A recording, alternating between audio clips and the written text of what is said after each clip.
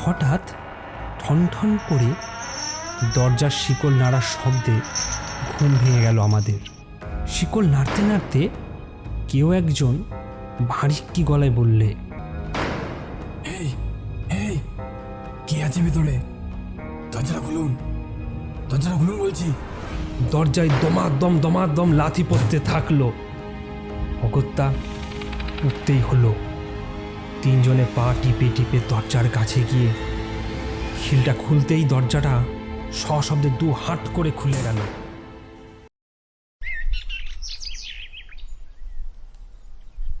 Welcome back বন্ধুরা, আবারও একটি নতুন পর্বে আপনাদের স্বাগত। আশা করছি সকলে ভালো আছেন। তো আজ যে গল্পটা আপনাদের শোনাতে চলেছি সেটি ভীষণ রোমাঞ্চকর একটা গল্প।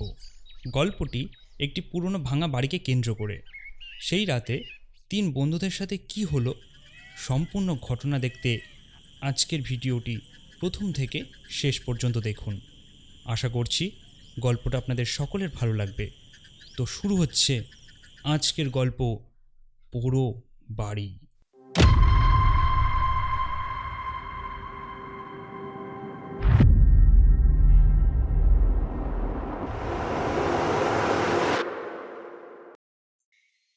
তখন শীতকাল। কোনো এক ছুটির দুপুরে আমি নবনির্মিত দোতলার ঘরে শুয়ে পত্রপত্রিকার পাতা উল্টাচ্ছি। এমন সময় আমার এক বন্ধু তারক এসে বলল, এই দেখ, এটা দেখেছিস? আজকের কাগজে বেরিয়েছে। আমি চেয়ে দেখলাম খবরের কাগজে সম্পত্তি বাড়ি জমি বিভাগে ছোট্ট একটা বাড়ি বিক্রির বিজ্ঞাপন। বিজ্ঞাপনের হেডিং হচ্ছে ভুতুড়ে বাড়ি। নিচে লেখা আছে, ঘাটশিলাই কাশিদা অঞ্চলে আমাদের সাবেককালের বাড়িটা ভূতের উপদ্রবের জন্য বেচে দিতে চাই। সম্পূর্ণ খালি বাড়ি, সামান্য আসবাবপত্র যা আছে তা সমেত বাড়িটার দাম 5,000 টাকা। সব জেনে শুনে যদি কেউ কিনতে চান নিচের ঠিকানায় যোগাযোগ করুন। আজ থেকে বছর 30 আগে যে সময়কার কথা বলছি, তখন 5,000 টাকার দাম ছিল অনেক। কাজেই 5,000-এ যখন বাড়িটা বিক্রি হচ্ছে তখন নিশ্চয়ই বেশ বড় বাড়ি। আমি কাগজটা রেখে উঠে বসলাম। বললাম, বেশ অভিনব বিজ্ঞাপন তো, আর বাড়ির মালিকও তো খুব সৎ বলে মনে হচ্ছে। কেননা তিনি যখন সব কিছু জানিয়েই বাড়িটা বিক্রি করছেন তখন নিশ্চয়ই কোনো জোচ্চুরি বুদ্ধি তার নেই। কিন্তু মুশকিল হচ্ছে, দেখে আমাদের লাভ কি? এত টাকা তো আমাদের নেই যে বাড়িটা আমরা কিনবো। অতএব বাড়িটা কিনবে কে? তারক বলল, বাড়ি কেনার লোকের কি অভাব আছে রে? মোহনের জ্যাঠামশাই একবার ঘাটশিলায় বাড়ি কেনার ইচ্ছা প্রকাশ করেছিলেন। এখন বিজ্ঞাপনটা তাকে দেখালে নিশ্চয়ই তিনি রাজি হয়ে যাবেন। আর ভৌতিক ব্যাপার স্যাপার যেগুলো, সেগুলো তাকে যুক্তিতর্ক দিয়ে নস্যাৎ করিয়ে দিলেই হবে। মোদ্দা কথা হচ্ছে এই সুযোগে ঘাটশিলায় একবার ঘুরে আসা। প্রস্তাবটা চানাচুরের মতোই মুখরোচক। বললাম, আরে বাবা, বেশ বলেছিস তো, চল তবে এখনই যাই। আমরা দুজনে তখন খবরের কাগজের ওই অংশটার ওপর লাল পেন্সিলে দাগ দিয়ে শিবপুরে মোহনদের বাড়ির দিকে চললাম। ওদের বাড়িতে গিয়ে মোহনকেও পেয়ে গেলাম অপ্রত্যাশিতভাবে। আসলে ছুটির দিন তো, এই সময়টা খেয়ে দিয়ে সবাই একটু বিশ্রাম করে। মোহনকে কাগজটা দেখাতে ও একটু অবাক হয়ে গেল। তারপর বলল, বেশ মজার ব্যাপার তো। ভূতের বাড়ি এ কথা আগে থেকে জানিয়ে কেউ কি আবার বিজ্ঞাপন দেয় নাকি? লোকটার মাথা খারাপ নেই তো, নাকি বিজ্ঞাপনটাই ফলস? দেখ মোহন, এটা যখন বিজ্ঞাপন তখন ফলস এটা কিছুতেই নয়। কেননা কার এত টাকা আছে বলতো যে খরচা করে এইসব ফাজলামি করতে যাবে? তা ঠিক, তবে জ্যাঠামশাই যা ভীতু লোক, তাতে এবারই উনি কিনতে চাইবেন না। আরে বাবা, বুঝছিস না কেন? ভূত ওসব বাজে। আসলে ভদ্রলোকের সম্পত্তি অনেক, বিক্রি করতে চাইছেন কিন্তু খদ্দের পাচ্ছেন না হয়তো। কাজেই এই চমক লাগানো বিজ্ঞাপনে কিছু লোকের দৃষ্টি আকর্ষণ করতে চাইছেন। অনেক লোক তো আছে ভূতের নামে হাড়ি চটা। তাদের ভেতর থেকে কেউ হয়তো জেদ করে বাড়িটা কিনেই ফেলবে। এটা অবশ্য মন্দ বলিসনি। এসছিস যখন বস তোরা, জ্যাঠামশাই সবে শুয়েছেন, উঠলে খবরটা দিচ্ছি। তারপর বাড়ি কেনা হোক বা না হোক, দেখতে যাওয়ার ছলে 2-4 দিন ঘাটশিলা থেকে ঘুরে আসা যাবে ক্ষণ। আমিও তাই বলি, তো জ্যাঠামশাইকে যেভাবে হোক তুই রাজি করা। আমাদের তিনজনের তাহলে রথ দেখা হবে, আবার কলা বেচাও হবে। আর যদি সম্ভব হয় তো এক রাত ভূতের বাড়িতে কাটিয়েই আসবো না হয় আমরা। ভূত সম্বন্ধে একটা অভিজ্ঞতা হবে আমাদের। সেই দুপুরটা আমরা তিনজনে এক নতুন আনন্দে চুটিয়ে গল্প করে কাটালাম। তারপর বিকালবেলা খবরের কাগজটা মোহনের জ্যাঠামশাইকে দেখাতেই লাফিয়ে উঠলেন তিনি। না না, ও বাড়ি আমি কিনবো না। আমি টাকা দিয়ে জিনিস কিনবো, ওসব ঝামেলার মধ্যে কেন যাব আমি? আর তাছাড়া তোমরা আজকালকার ছেলেরা ভূত প্রেত মানো না বটে, কিন্তু আমি মানি। কেননা আমি নিজে ব্যক্তিগতভাবে অনেক সময় ভূতের অস্তিত্ব অনুভব করেছি। তাই বলি, কি দরকার বাবা ওসবের মধ্যে যাওয়ার? তবে ঘাটশিলার একটা বাড়ি কেনবার ইচ্ছা আমার আছে। আমি বরং তোমাদের কিছু টাকা দিচ্ছি, তোমরা তিনজনে দিন কত ঘাটশিলা গিয়ে ঘুরে এসো। আর যদি কোথাও ভালো কোনো বাড়ি খোঁজখবর পাও তো দেখে এসো, পরে দরদাম করে কেনা যাবে। আমরা তাতেই রাজি হয়ে মনের আনন্দে ঘাটশিলা যাওয়ার জন্য তোড়জোড় করতে লাগলাম। পরদিন বেলা 11টায় নাগপুর প্যাসেঞ্জারে, বর্তমানে কুর্লা এক্সপ্রেস চেপে আমরা ঘাটশিলার দিকে রওনা হলাম। সন্ধ্যের পর যখন স্টেশনে নামলাম তখন চারিদিকে ঘুটঘুট অন্ধকার করছে। ঘাটশিলা তখন এখনকার মতো শহর নয়, একেবারে বুনো জায়গা ছিল। স্টেশনের কাছেই একটি চায়ের দোকানে খোঁজখবর নিয়ে 4-5 দিনের জন্য একটি ঘরের ব্যবস্থা করে ফেললাম আমরা। রাতটা ভাড়া বাড়িতে কাটিয়ে পরদিন সকালে আমরা তিনজনে সেই ভূতের বাড়িটাই দেখতে চললাম। ঠিক হলো, বাড়ি যদি পছন্দ হয় তাহলে ওই বাড়ি জ্যাঠামশাইকে রাজি করিয়ে কেনাবো আমরা, আর যদি না হয় তাহলে এক রাত ওই বাড়িতে থেকে অভিজ্ঞতা সঞ্চয় করে ফিরে আসব। খবরের কাগজে দেওয়া ঠিকানায় আমরা রাজবাড়ির কাছে বিজ্ঞাপনদাতার বাড়িতে এসে উপস্থিত হলাম। ভদ্রলোকের নাম সিন্ধুবাবু, কৃপা সিন্ধু রায়। বেশ অভিজাত পরিবারের লোক বলে মনে হলো। আমরা যখন তার বাড়িতে গিয়ে পৌঁছালাম তখন সকাল 9টা। বাড়ির চাকর এসে আমাদের বৈঠকখানার ঘরে বসতে বলল। আমরা বসলাম। একটু পরেই সর্বাঙ্গে শালমুড়ি দিয়ে মধ্যবয়সী সিন্ধুবাবু এসে বসলেন আমাদের সামনে। তারপর স্মিত হেসে বললেন, কোথা থেকে আসছেন আপনারা? আপনাদের পরিচয়? তিনজনের হয়ে আমিই বললাম, আমরা হাওড়া থেকে আসছি। আমার এই বন্ধুটি খবরের কাগজে আপনার দেওয়া বিজ্ঞাপন দেখে এই বাড়িটা কিনতে চান। অবশ্য বাড়িটা যদি পছন্দ হয়। কিন্তু ওটা তো ভূতের বাড়ি, ও বাড়ি কিনে কি করবেন আপনারা? ভূতের বাড়ি সেটা তো আমরা জেনেই এসছি, আর কিনতে চাই এই কারণে যে ও বাড়িতে আমরা বরাবরের জন্য তো থাকতে আসছি না। ভূতের বাড়ি ভূতেরই থাকবে, আমরা শুধু মাঝে মধ্যে দিন কতকের জন্য এসে একটু উপদ্রব করব। সিন্ধুবাবু একটু গম্ভীর হয়ে বললেন, ঠিক আছে, একটু বসুন আপনারা, আপনাদের চা জল খাবার আসছে। তারপর আমাদের একজন লোক গিয়ে আপনাদেরকে দেখিয়ে দিয়ে আসবে বাড়িটা।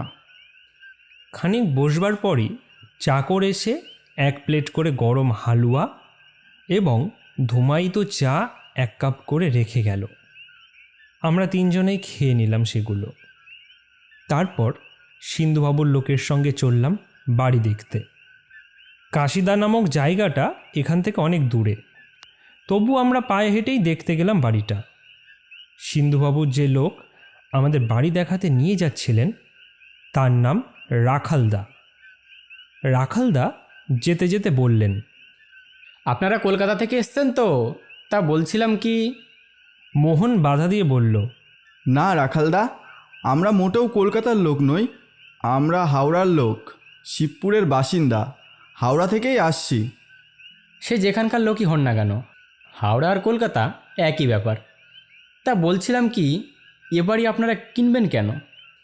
দারুণ উপদ্রব এ বাড়িতে, আজ পর্যন্ত কেউ এক রাত টিকতে পারেনি এখানে। সে কি বলেন কি? এসব বাড়ি দিনে মানে ব্যবহারের জন্য, অর্থাৎ অফিস কাছারি ইত্যাদির জন্যই ভালো, কিন্তু থাকার পক্ষে এ বাড়ি একদম উপযুক্ত নয়। কেন বলুন তো? শুনুন তবে, সিন্ধুবাবুরা এই অঞ্চলের অত্যন্ত প্রভাবশালী লোক। ঘাটশিলা এবং এর আশেপাশে বেশ কয়েকটি বাড়ি আছে এনাদের। কাশিদার এই বাড়িটা সিন্ধুবাবুদের সাবেককালের বাড়ি। ওর কাকা আর কাকিবার মধ্যে প্রায় খুব ঝগড়াঝাটি হতো। এই বিবাদ সূত্রেই সিন্ধুবাবুর কাকা এক রাতে আগুনে পুড়ে আত্মহত্যা করেন। সেই থেকেই এই উপদ্রব। তার উপদ্রব এমনই চরম পর্যায়ে পৌঁছালো যে কাকিমা ঠিক করলেন গয়ায় গিয়ে পিণ্ডি দিয়ে আসবেন। কিন্তু সেখানেও নানা ঝামেলা। যাত্রাপথে ট্রেনের কামরাতেই কাকিমা স্বপ্ন দেখলেন কাকাবাবু তাকে ভয় দেখিয়ে গয়ায় যেতে মানা করছেন। কিন্তু সেই স্বপ্নকে তিনি আমল না দিয়েই গয়ায় নেমে পান্ডা ঠিক করে সর্বাগ্রে চললেন প্রেত সেলাই পিণ্ডি দিতে। আর সেই সময় টাঙ্গা গেল লরির ধাক্কায় উল্টে। কাকিমা পায়ের হাড় ভেঙে হাসপাতালে গেলেন। পিণ্ডি দেওয়া তো হলোই না, উল্টে 6 মাসের ওপর হাসপাতালে থেকে ভাঙা পা নিয়ে ফিরে এলেন ঘাটশিলায়। তারপর একদিন ছাদ থেকে পড়ে তিনিও মারা যান। সেই থেকে ওই বাড়িতে যে থাকতে গেছে সেই নানা রকম ভয় পেয়ে পালিয়ে এসেছে। বলেন কি? হ্যাঁ, রাত দুপুরে এমন সব কাণ্ড কারখানা হয় ও বাড়িতে। কোনো সুস্থ মানুষের পক্ষে তো চোখ মেলে দেখার ব্যাপারই নয়। একবার টাটানগর থেকে একদল ছেলে জোর করে ওই বাড়িতে থাকবে বলে এসেছিল, কিন্তু পরের দিন সকালে তাদের কাউকে আর দেখা যায়নি ওখানে। সে কি ভূতেরা খেয়ে ফেললো নাকি তাদের? না, রাত শেষ হওয়ার আগেই তারা পালিয়ে বাঁচে। এবং পরে টাটানগর থেকে চিঠি দিয়ে পালিয়ে আসার কারণও জানাই বটে। আচ্ছা, তা কারণটা কি? তা বলতে পারবো না। তাই বলছিলাম কি দরকার ও বাড়ি নিতে যাওয়ার। এর চেয়ে বাড়ি যদি সত্যি কেনেন তো আমি একটা বাড়ির সন্ধান দিই আপনাদের। বেশ, তো আগে দেখি না এই বাড়িটা, তারপর যদি পছন্দ না হয় তখন আপনার বাড়িটা দেখে আসবো। এইভাবে কথা বলতে বলতেই আমরা সেই বাড়ির কাছে এসে পৌঁছালাম। দূরে পাহাড়ের সারি, ছোট ছোট টিলা, ঘন শালবন, কি চমৎকার! তারই মধ্যে এক অপূর্ব প্রাকৃতিক পরিবেশে একটি পাঁচিল ঘেরা মস্ত দোতলা বাড়ি। বহুদিনের পুরনো, তবু আজও ব্যবহারযোগ্য। তালা খুলে আমরা ভেতরে ঢুকলাম। বহুদিন ঘরে ঝাঁট পড়েনি। বাগানটা আগাছায় ভরা। এই বাড়ির 5,000 টাকা দাম মানে জলের দাম। কেননা অনেক জায়গা, বড় বড় ঘর, ছোটোখাটো প্রাসাদ একটা। বাড়িটার রিপেয়ারিং কস্টই 5,000-এর থেকে অনেক বেশি। এর আশপাশে অবশ্য কোনো বাড়ি নেই, যা আছে সবই দূরে দূরে। আমরা বাড়িতে এসে নিচে ওপর করে সব ঘরগুলো ঘুরে ফিরে দেখতে লাগলাম। বসবাসের জন্যই হোক আর অবসর বিনোদনের জন্যই হোক, এর চেয়ে লোভনীয় বাড়ি সত্যিই হতে পারে না। আমরা সবাই একমত হয়ে বললাম, রাখালদা, আপনি যাই বলুন না কেন, এ বাড়ি আমরা কিনবই। মোহন বলল, আরে শুধু তাই নয় রাখালদা, আমরা যে কয়দিন এই ঘাটশিলায় আছি সে কদিন এই বাড়িতেই থাকবো। রাখালদা একটু মনমোড়া হয়ে বললেন, যা আপনারা ভালো বোঝেন তাই করবেন, পরে যেন দোষ দেবেন না আমাকে। আর একটা কথা, এখানে আলোর কোনো কানেকশনই নেই। দোকান থেকে একটা হেরিকেন অথবা লণ্ঠন আনিয়ে রাখবেন। এই বলে আমাদের হাতে চাবি দিয়ে চলে গেলেন রাখালদা। এরপর এক সময় আমরাও আমাদের সেই ভাড়া করা বাড়িতে গিয়ে মালপত্র যা ছিল নিয়ে চলে এলাম এখানে। তারপর সারাদিন ধরে এ ঘর সে ঘর, নিচে ওপর এই করতে লাগলাম। সম্পূর্ণ বাড়িটা আমাদের দখলে পেয়ে মনের ভাব এমনই হলো যেন বাড়িটা আমাদেরই হয়ে গেছে। ইতিমধ্যে আমাদের এই বাড়িতে আসতে দেখে কিছু কৌতূহলী মানুষও উকিঝুঁকি মারতে লাগলো এদিক সেদিক থেকে। সবাই যখন শুনল আমরা এ বাড়ি কিনতে চাই, তখন সবাই অবাক হয়ে গেল। সবাই এক বাক্যে বারণ করতে লাগলো এ বাড়িতে না থাকা বা এ বাড়ি না কেনার জন্য। সবাই বলল, বাড়িটা সত্যিই উপদ্রবের বাড়ি। হ্যাঁ হ্যাঁ হ্যাঁ হ্যাঁ। না হলে কখনো এত কম দামে এত বড় একটা বাড়ি এখানে এতদিন খালি পড়ে থাকে?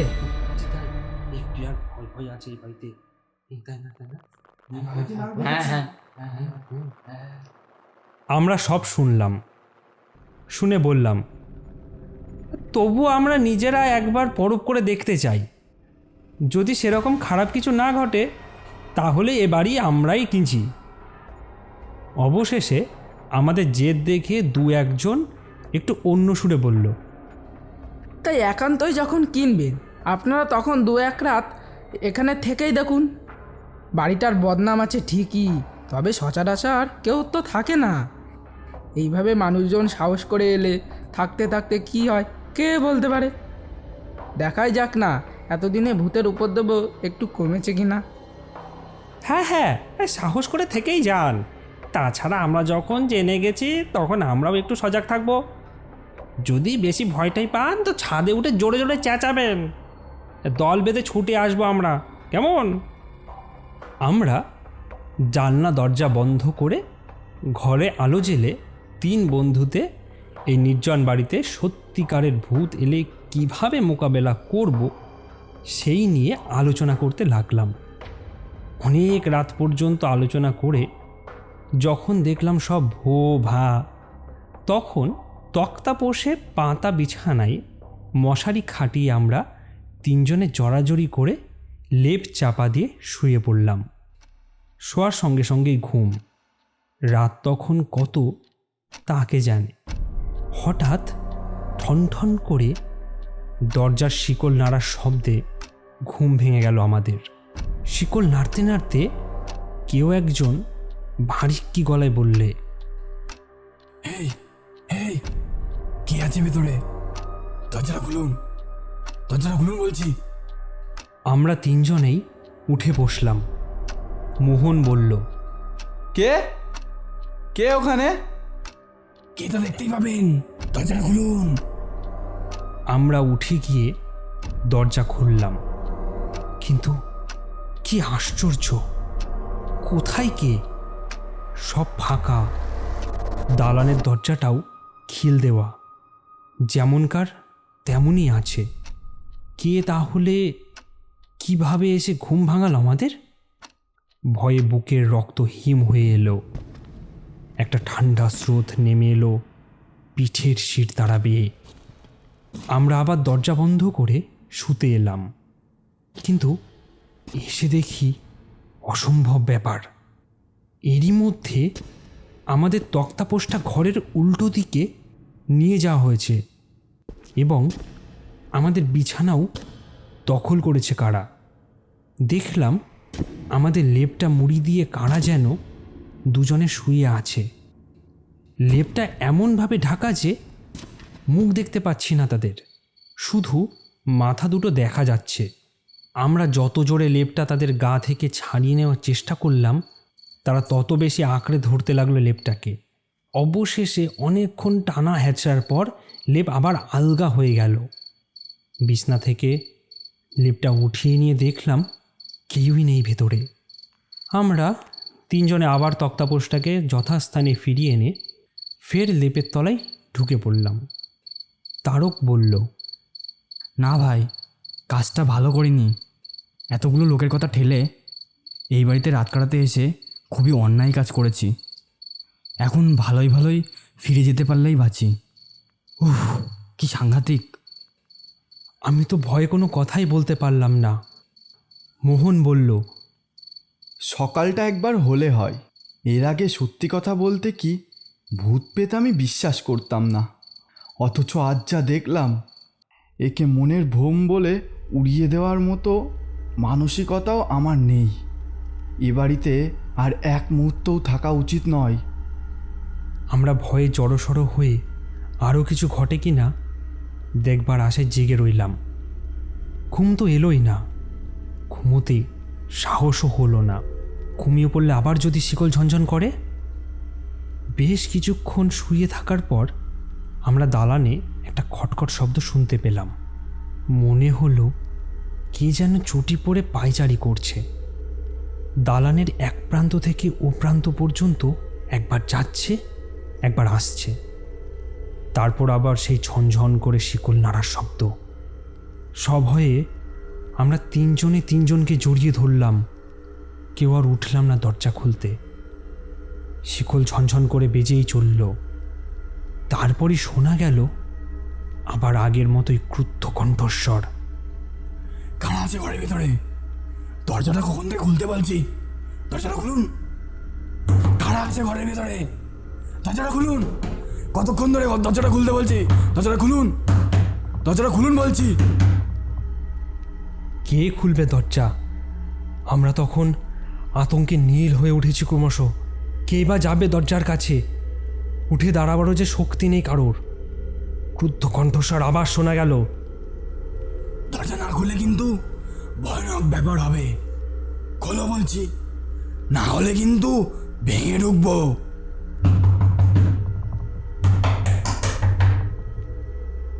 বলার সঙ্গে সঙ্গেই দরজায় দমাদম লাথি পড়তে থাকলো। অগত্যা উঠতেই হলো। তিনজনে পা টিপে টিপে দরজার কাছে গিয়ে খিলটা খুলতেই দরজাটা সশব্দে দু হাট করে খুলে গেল। মনে হলো কেউ যেন ওদিক থেকে জোরে ধাক্কা দিয়ে দরজাটা খুলে দিল। সে কি দারুণ শব্দ! গোটা বাড়িটা কেঁপে উঠল বুঝি। কিন্তু তা না হয় হলো, আবার তো সেই আগের মতোই ভো ভা। কেউ কোথাও নেই। এই শীতেও গায়ে ঘাম দিল তখন। এরপরে আর বিছানায় ফিরে যাওয়ার মতো মন বা সাহস নেই। সেখানেও তো ওই আগের মতোই খারাপ ব্যাপার ঘটবে, অর্থাৎ লেপ নিয়ে টানাটানি। কী যে করি! পরস্পরের মুখ চাওয়াচাই করছি। এমন সময় হঠাৎ আমাদের লণ্ঠনটা কে যেন আছাড় মেরে ভেঙে ফেলল ঘরের ভেতর। অন্ধকার, ঘন অন্ধকারে ঢেকে গেল চারিদিক। আমরা সঙ্গে সঙ্গে মনস্থির করে ঘরে ঢুকে অন্ধকারেই হাতড়ে যে যা জামা প্যান্ট পরে নিলাম। মোহনের টর্চ ছিল, টর্চ জেলে হাত ঘড়িটা দেখে নিলাম। রাত তখন 2:30। এখনই পালাতে হবে এখান থেকে, না হলে যে কোনো মুহূর্তে ভয়ানক কিছু একটা ঘটে যেতে পারে। ওদিকে বারান্দার দরজাতেও তখন দমাদম লাথি পড়তে শুরু করেছে। লাথির পর লাথি, আর তার সঙ্গে সঙ্গে সেই প্রচণ্ড ধমকানি। খোলো বলছি, খোলো, দরজাটা খোলো বলছি, খোলো, না হলে কিন্তু ভালো হবে না। আমরা কোনো রকমের দরজা খুলেই এক লাফে বাইরের বাগানে এসে পড়লাম। তারপর পেছন ফিরে দেখি দালানের দরজার কাছে আগুনে পোড়া ঝলসানো চেহারাটার এক বিকট মূর্তি দাঁড়িয়ে আছে। মানুষ তাকে বলবো না, মানুষ কখনোই এত কুৎসিত দেখতে হয় না, মানুষ কখনো এত দীর্ঘ হয় না, মানুষের চোখ দিয়ে কখনো এত আগুন বেরোয় না। আমরা বেশিক্ষণ চেয়ে থাকতে পারলাম না সেদিকে। বাগানের দরজার খিল খুলে বাইরে বেরিয়ে হাঁপ ছেড়ে বাঁচলাম। অদূরে একটা আদিবাসী বস্তি ছিল। বাকি রাতটুকু সেখানে কাটিয়ে ভোরের ট্রেনেই হাওড়ায়।